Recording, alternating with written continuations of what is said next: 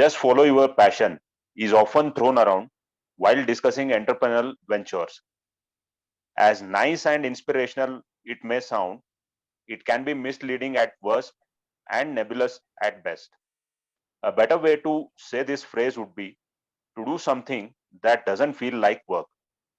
I, Shaurya, on behalf of the Ladder podcast channel, welcome you all to this special episode on entrepreneurship in series of interviews. Today, we have Captain Rahul Rai, retired from Army, on the panel. Captain Rahul is an alumnus of Officers Training Academy, Chennai and MDI, Gurgaon. He served the prestigious Armored Corps of Indian Army. In 2006, he joined the HCL corporate marketing team, post which he led marketing team for Fortune 500 brands that include Fiserv, Accenture, among others. He is a fashion enthusiast and understands the dynamics that go in building successful brands. Captain Rahul is currently full-time dedicated in realizing his vision of building Armour Heavy as India's #1 performance wear brand. Before we begin the main interview, let us have a look at the purpose and motto of our podcast channel. Confusion is inevitable state of mind in all stages of life, be it the education, selection of life partner, or the job. More the options, more is the confusion. Despite being the exceptional military leaders, when it comes to transitioning from boots to suits, we again encounter the same confusion. Which job profile to select, what certification needs to be done, and where do we start are all questions that haunt the mind. We at The Ladder bridge this gap of unknown queries by interviewing veterans who are already well settled after their transition. We bring you their valuable experience and share guidance so that you all are benefited. Following the motto of once a soldier, always a soldier, we're here to fill that gap of mentoring and guidance so that bonhomie of armed forces fraternity remains intact. All right. Good evening, sir. It's an honor and privilege to interview and have you on the panel today. Thanks, Shaurya. Thank you very much. Sir, to begin with the interview, can you tell us about the educational background you had before joining the armed forces? Shaurya, I am a BSc graduate, biotechnology, and that's about it. And post which I, in fact, joined Chennai Officers Training Academy, and wanted to serve 5 years as it's part of the tradition in the family to give some time in the uniform. So that's how it started. Yeah. So what was that thing, sir, which motivated to join the armed forces? See, I'm a third generation in the armed forces, so it definitely was in the cards, but I didn't want to serve the entire tenure. My dad's ex-NDA, and he guided me that look, there are definitely other avenues. So if you so feel, join the army for a short period of time, take that experience, because that experience cannot be matched anywhere. And I took the advice of my dad, joined OTA, and I think it was a very well thought of advice from dad's side that the military experience and the military ethos cannot be equated elsewhere. That's something that you need to experience in person.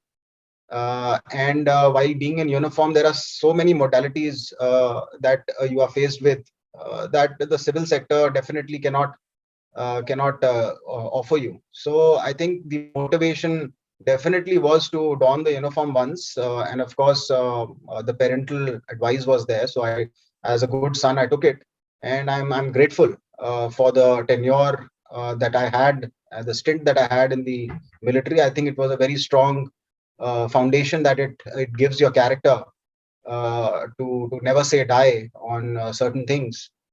So yeah, I think when I look back now, the learnings the military offers, and when you start connecting the dots, it definitely holds you in very good a very good wicket. Yeah. Absolutely, sir. So when was it that you decided to be an entrepreneur, sir, after your initial 5 years of service? See, entrepreneurship was always on the cards, but I didn't know how to realize it. So at times you think that you are good in something, but you actually require an impetus to actually fulfill those dreams that you have as a child.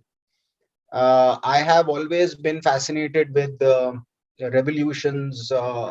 I have always been fascinated with the flags and the kind of motivation these flags gave.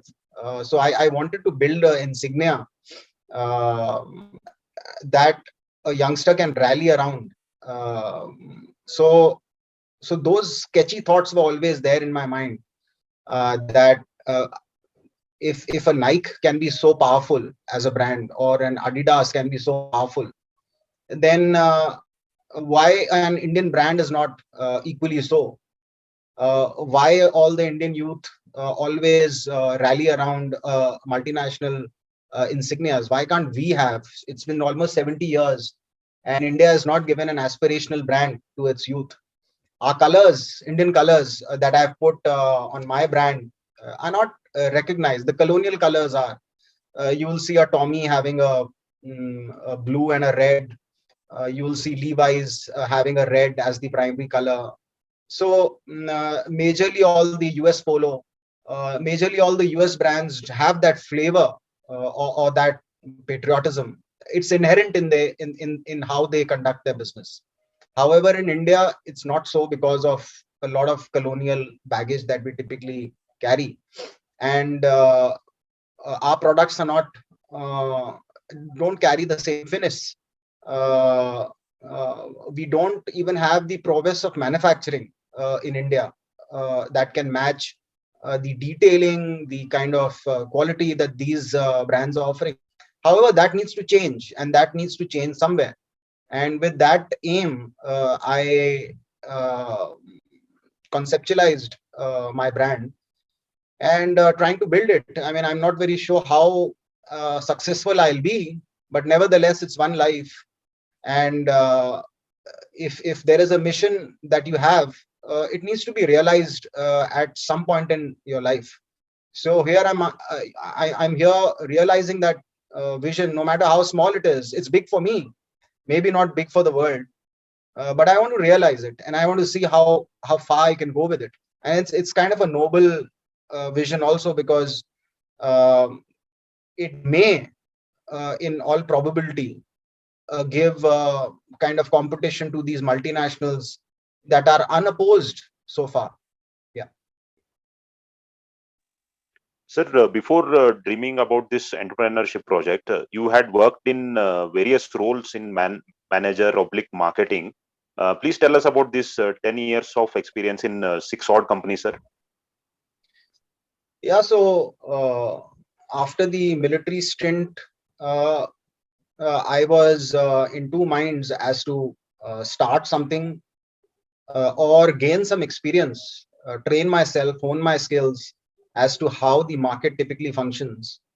So I took an informed decision that let me first spend about 12, 15 years in the corporate, learn the ropes, just as we do in the military, uh, and see exactly where I am in the competition. Do I have the will, the capability, the insights into being an entrepreneur?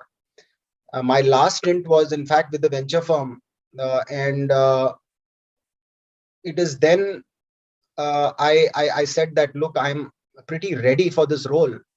Let me give it a shot. Let me give a good 5 years of effort, and let me see how it works out.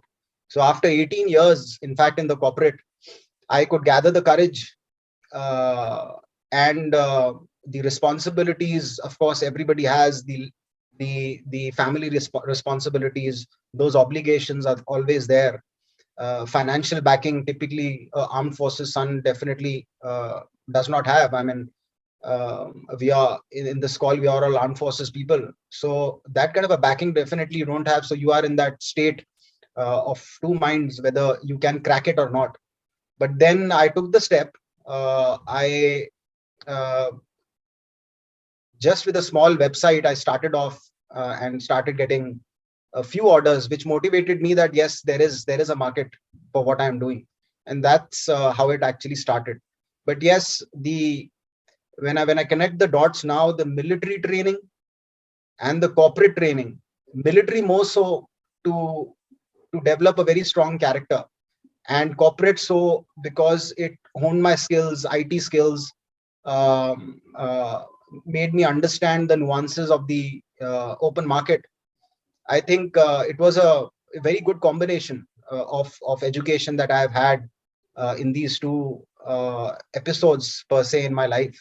And here I am in my third journey, in fact, from uniform to being um, employee and now an entrepreneur. So every time you change gears, you start from the beginning, but you accelerate because you know exactly where to go.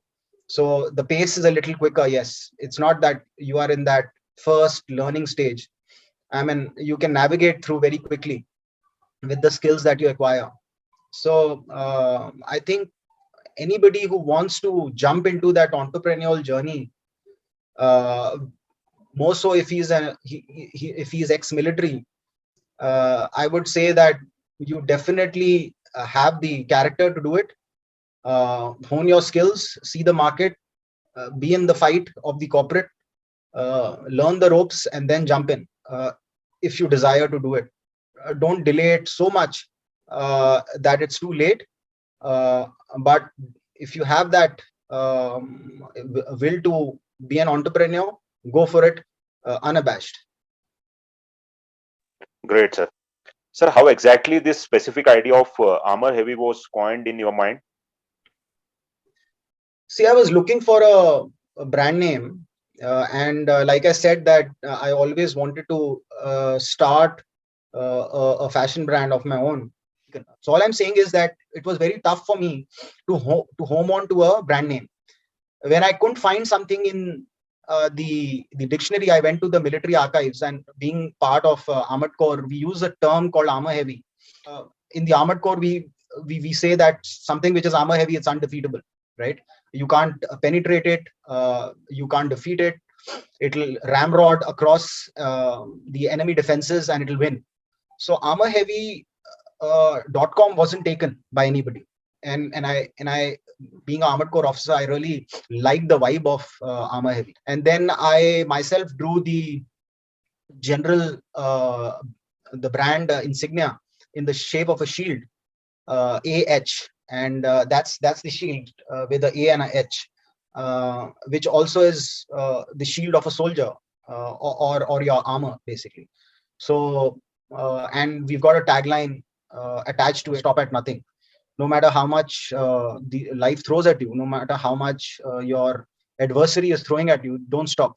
Stop at nothing. So that's how the brand name was coined. Yeah. Amazing, sir. Sir, how did you manage the initial investment and the finances that actually a startup would require? Yeah, so any startup, if you want to scale, you need a lot of investment. Now, mine was a very brute force kind of a idea. Anybody in India, at least, did not have the courage. If you see the history of our country, uh, at least what I have studied, nobody had the courage to start something like this in fashion or in performance wear, athleisure. Uh, you have to have a lot of capital burn in fashion. So I couldn't have done it myself for sure. I built a business plan and I started pitching. As a Fauji, there's a lot of drive to do something, make something possible.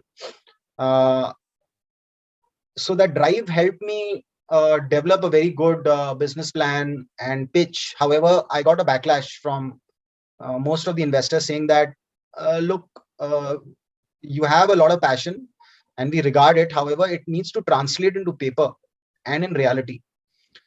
So they say that you do about a year of revenue for us, prove that whatever you have in mind will be successful, and then come to us.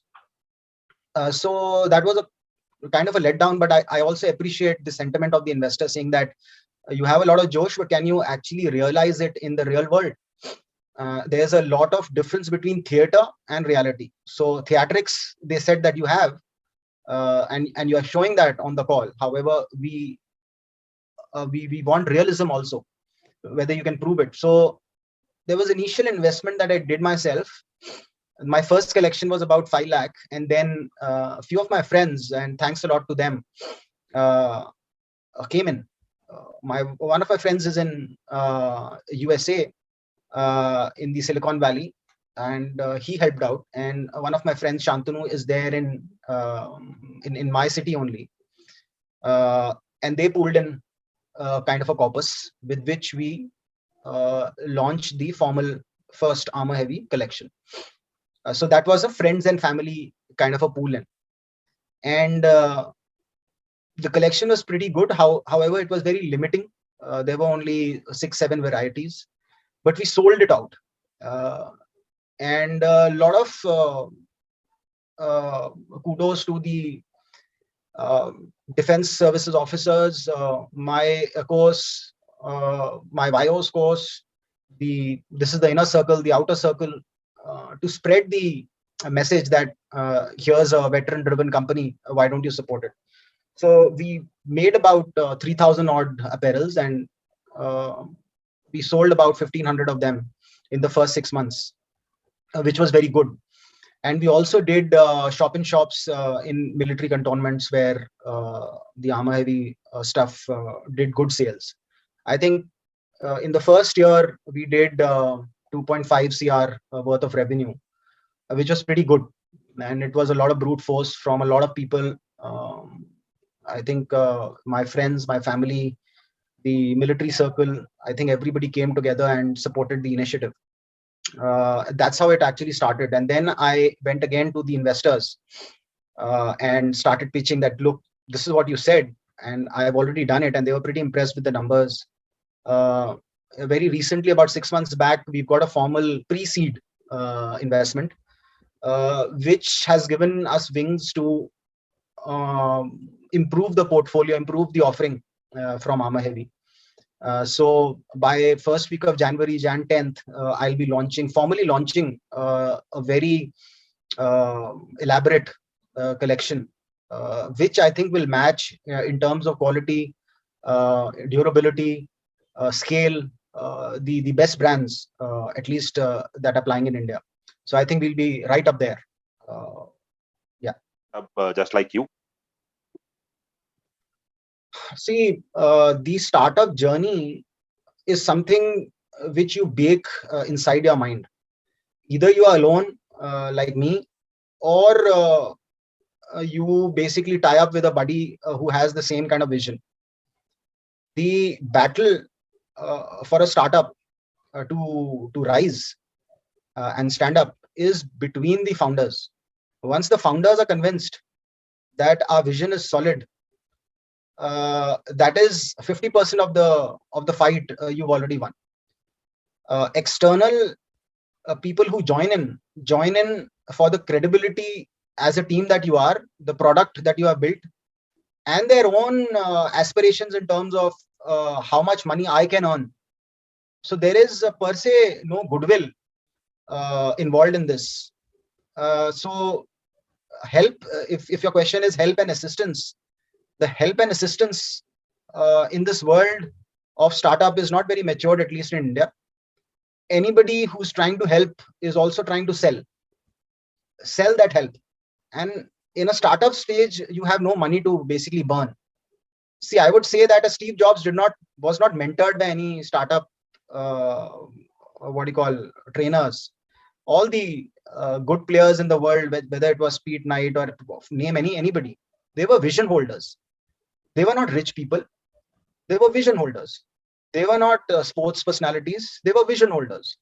A vision holder or vision holders are people who can collaborate and lift up that single vision that they typically have, and they see the world being changed because of that vision. So it's very strong. So you don't require per se any assistance. The entrepreneur will find his way on his own. So I would say that you should have uh, that vision, and you should have that drive to support that vision. And I think that's about it. Rest of it is, of course, luck. Rest of it is the right people joining you in realizing those dreams. And I don't discount the people who risk their money to support an idea. I think kudos to them. They exist. That is why an entrepreneur can take risks and be very free to take those risks. Otherwise, half of the companies die because of lack of funds. So it is both ways. But to answer your question, the most important point is to having that vision. And if you're sold to that vision, if you can't drive it yourself, find a partner who can sail with you. I think half the battle is won there only. All right, sir.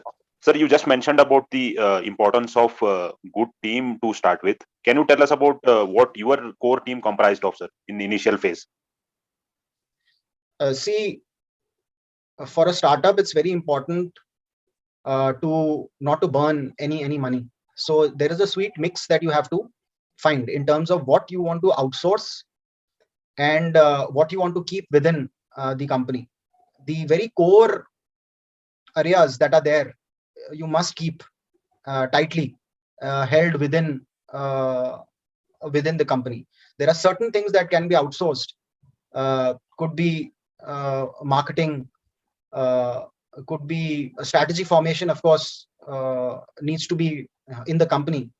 But certain things like developing a website, having a marketing plan, developing what do you call creatives, these things, the softer things can be outsourced. Manufacturing of goods, procurement, channel management. There are so many aspects, but then you have to find a very fine balance as to the brain you need to keep, and the guys who will work on your vision can be outsourced. So the sweet mix that works for Armour Heavy is a lot of outsourcing and not having that burn of having too many people in the company, and you are actually paying a lot of salaries and burning your money there. So it is better to have kind of a US based model where US companies typically have a lot of consultants on board. If there is a kind of a surge in demand, so they have consultants, then they let the consultants go. So as a startup, as a founder, it's my duty that I don't burn the money of the investors. I very smartly analyze what are the functions that I need to keep within and what are the functions that I need to outsource. So there are certain things like finance, a little bit of marketing, creative development, website. These things are definitely outsourced. The manufacturing bit, the controls, the product typically is in-house. Yeah. Sir, please elaborate about your role as a founder and chief vision officer in the company. See, like I said, every business, or for that matter, every mission is the child of the leader that is leading that mission. In the corporate, if I have a vision of being the next Nike from India, that's a very lofty vision. But however, it is something that is inherent in me, that I need to be a good, worthwhile brand from India. So that is the underlying vision that we have as Armour Heavy. And my role is to streamline or navigate the company towards that vision of being a credible Indian brand. Now, what it takes to fulfill that vision is the architecture that I slowly and steadily, with my own learning, will build.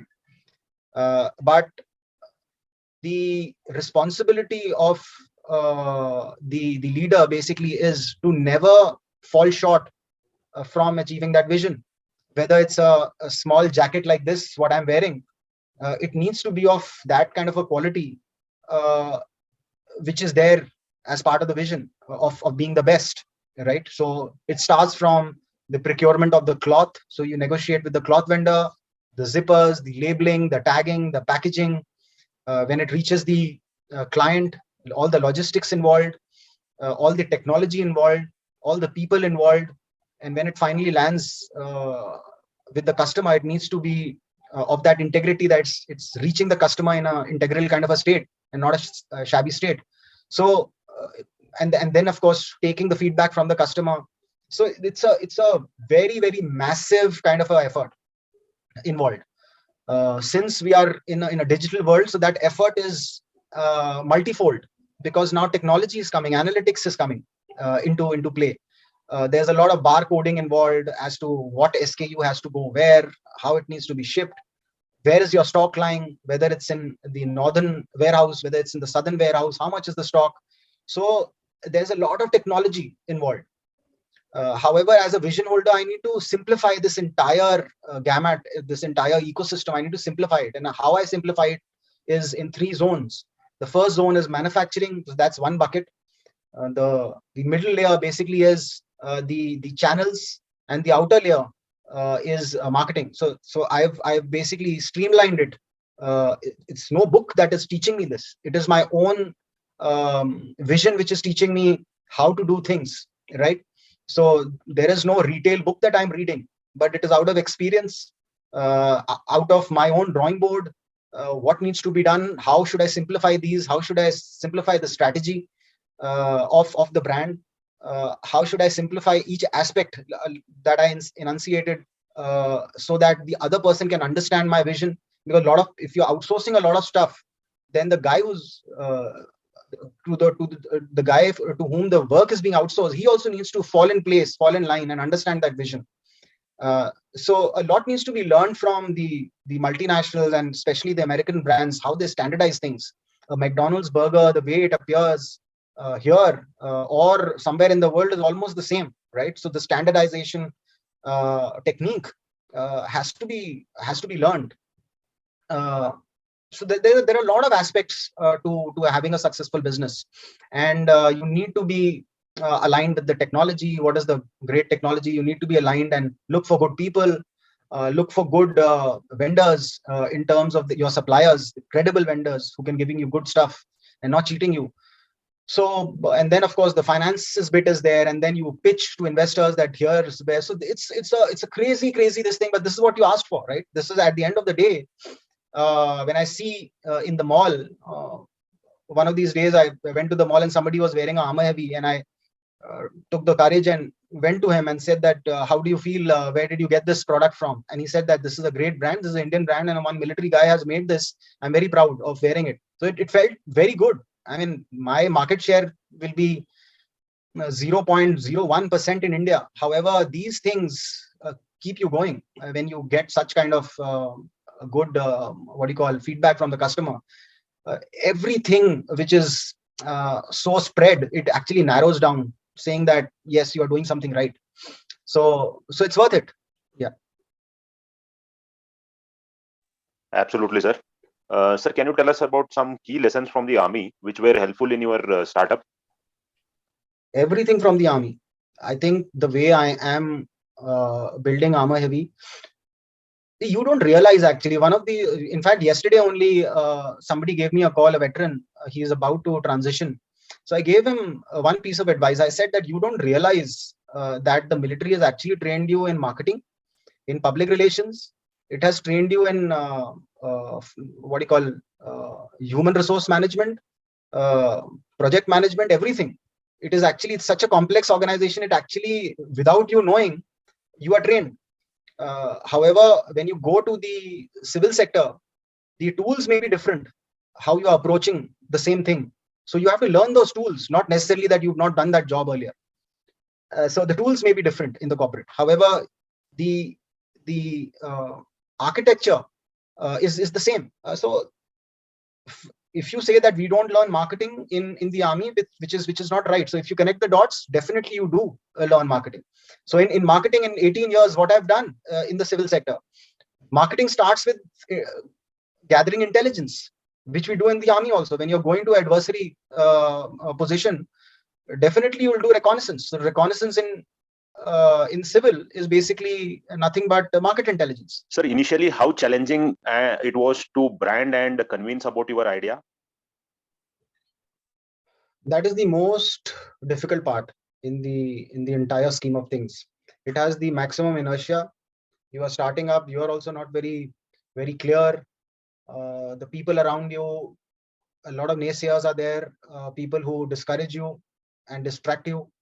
So I think that space of starting up is the most difficult. You need to negotiate and see and have that belief that whatever you are starting with a very integral kind of a purpose. It will have a positive impact in the ecosystem. Your product has a space.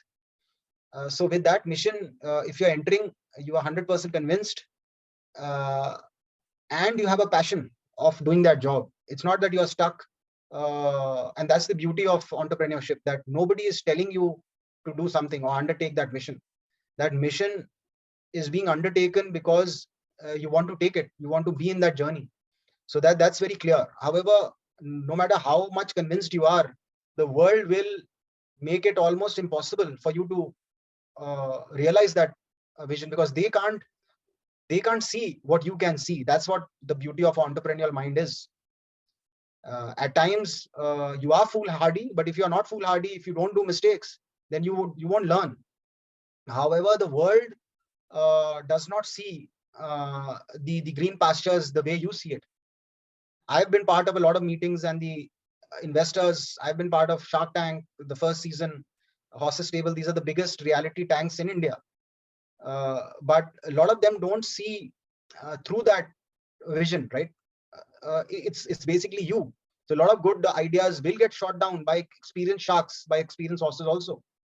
But you don't have to deter. You don't have to move anywhere. You don't have to shy away. You don't have to give up the walk that you've taken. It is your vision, your mission. You are the single most important entity who will realize it, and nobody else. Not your wife, not your mother, not your dad. It's just you alone, or maybe a buddy of yours who is seeing the world through their lens. So it's tough. It's very tough, the starting years. But then you have to train your mind, and of course the military training, etc., does hold you in good spirits. But nevertheless, of the 100 startups that seed today, only very few negotiate through this very turmoiling kind of a period. So anybody who's starting up, anybody who's gathering the courage, I think he should be or she should be looked at and supported by the ecosystem, and not basically say that whatever you are doing is. In fact, very close friends of mine try to pull me down. The guys who were, I thought, very close to me, and they were well-wishers in that sense. They said that you won't last even 6 months in this journey. So with that negativity, you are moving forward, right? It's like in a mission, you are getting hit by sharpnels every step you take, and you are bleeding. So I mean, every month I have to consolidate what is the burn in revenue. Is the company making any revenue or not? Are we bleeding or not? Right. So those things are there. I mean, it's not easy, of course. But there are successful entrepreneurs in front of us. There are business people who've actually risen from ground up. So that gives a lot of hope. But to answer your question, this space and time of starting off is very difficult. At times, entrepreneur, I mean, convinces his own mind throughout his life, but he is not convinced, and he doesn't start up, although he could be a good entrepreneur. but that initial inertia is so much that you just can't pull through. That obligations of life are so much that you just can't pull through. But only few do, and those who do, they should be respected, saying that yeah, and supported, that we are with you, and in our own special way we will support you. But it's hard journey. वो कहते हैं fair weather friends are good, but people who are there in bad weather are the real guys who are your Samaritans, right? So it's been very tough. I mean, I was in tears when I started, and I was not doing well. Financial issues were there. I was in tears, and I had sleepless nights. I used to have a pill to sleep every day. I mean, it's then when I realized that sleep is so important. As soldiers, we used to just go off to sleep, and we used to get the most peaceful sleep because you slog throughout the day, right? But when things are not going as planned, you lose sleep, and then the most simplest things in life become difficult. And that's the time frame I've gone through of lack of sleep, of not getting sleep, of your mind continuously engaged in thoughts. But episodes like a customer wearing your brand, in a stranger wearing your brand, and just feeling happy and confident, those are the triggers that actually give you a lot of satisfaction, and you keep going. So that's the beauty of entrepreneurship. Sir, how important is networking for any startup? Networking is very important. You need to meet the right people, and the right people need to be on your side. The right people will only be on your side if you're worth it. There are some people who join you early.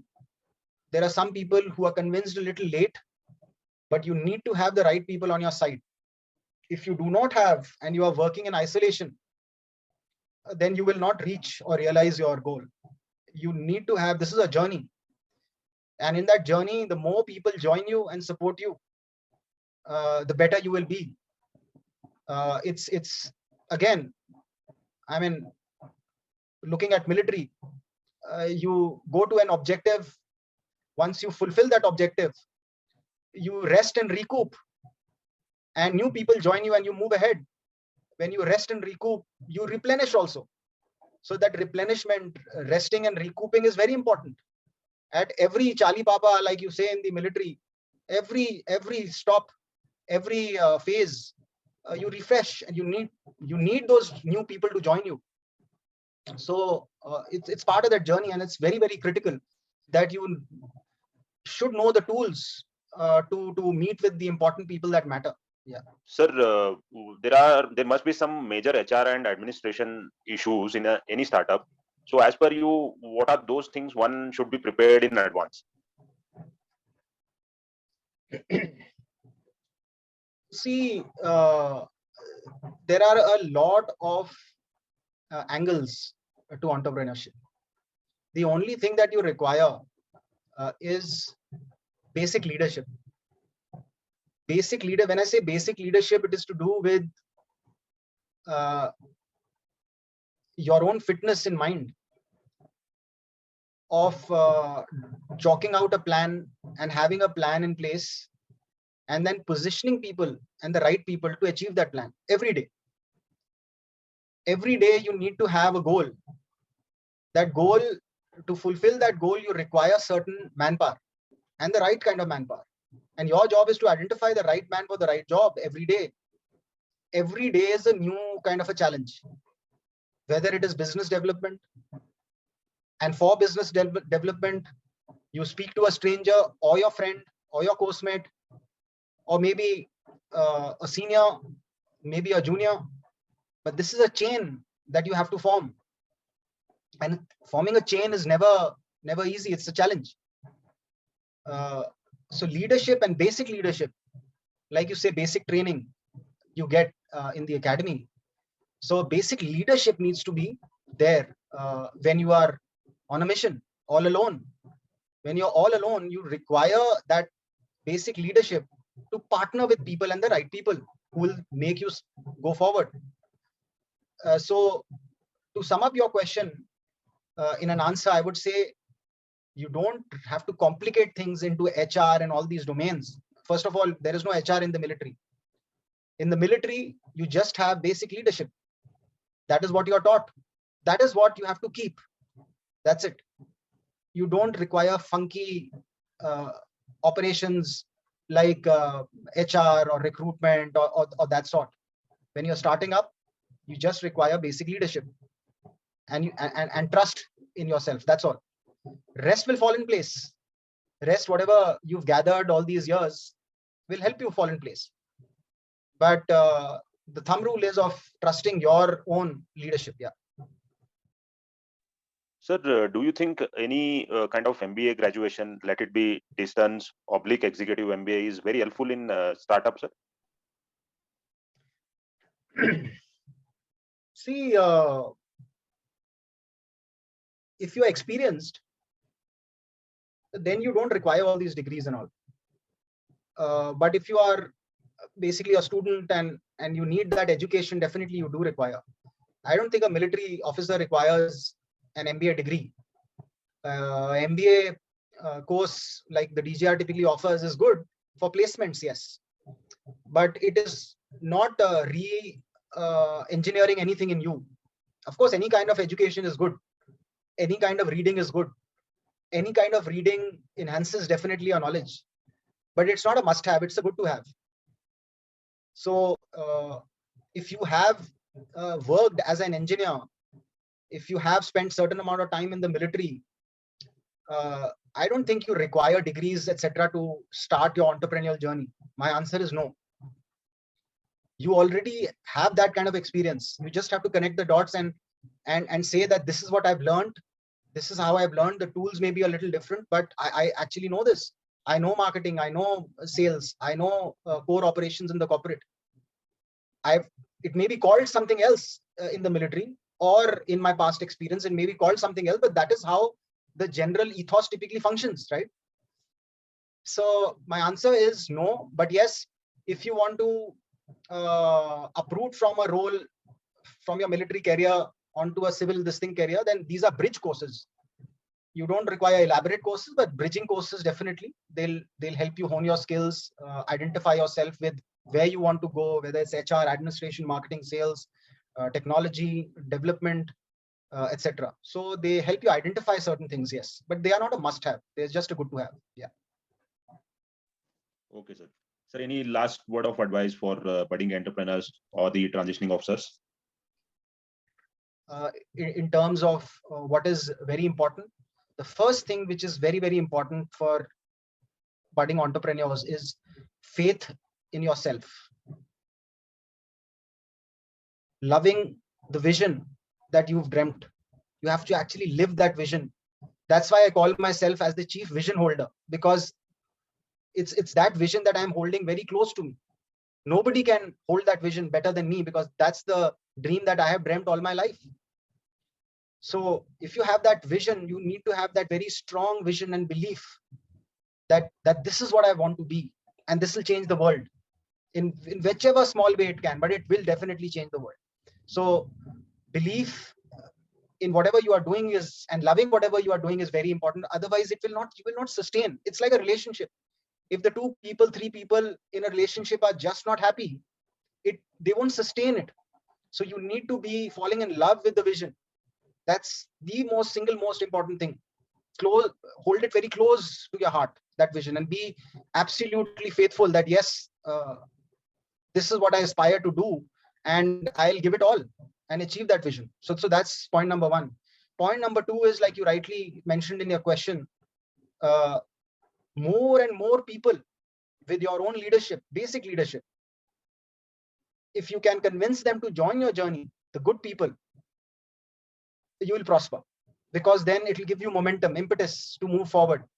And so many people marching ahead with the same vision. Nobody can stop you then. I mean, on an open road, if you can convince one guy to say that you are right, it's a very big thing. So point number 2 is take as many people along as you can who will dream the dream that you've dreamt all your life, right? The third most important thing is plan and methodically plan everything, and be financially prudent. of because at the end of the day, a business is give and take of money, right? So financial prudence and planning is very, very planning at every stage. Every operation needs to be methodically planned. Just as in your missions, how much ammunition you need to take, how much light you need to be, how much maneuverability you require, how many good people will be required to achieve that objective. All that needs to be done. So these three things, according to me, of believing in your vision, of taking people together, and of planning is something which is very, very critical. And all these things are embedded in basic training. Yeah.